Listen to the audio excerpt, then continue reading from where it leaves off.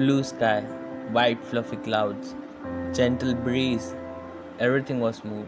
And all of a sudden, I decided to learn threejs.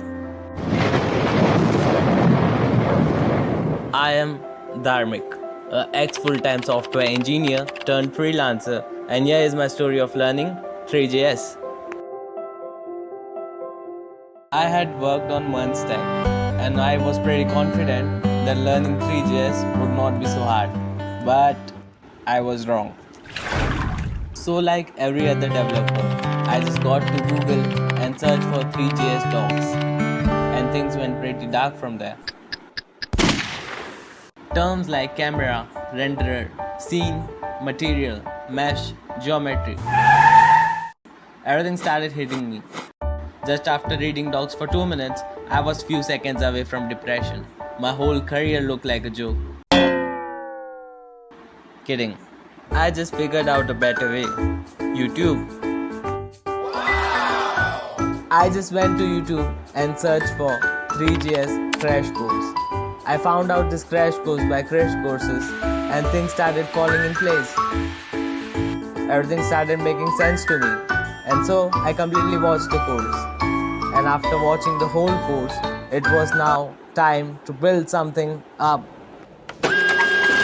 After thinking for a while, I had an idea. Now it was time for execution.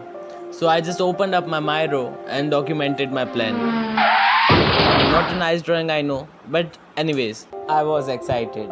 I opened up my VS Code and started setting up project.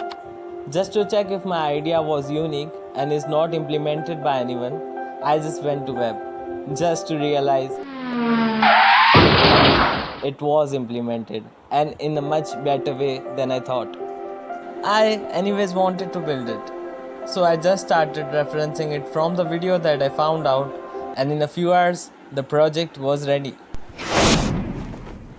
Let's walk through the project. The project has a home page with a CTA, and when you click that CTA, that's when the real magical part opens up.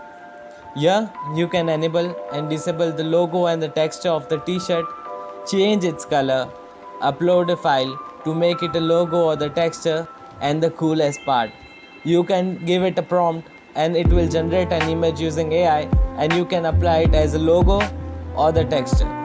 You can see a bar up, so you can use that bar to adjust the size of the logo. So this is it for today. You will find the deployment and GitHub code links down in the description.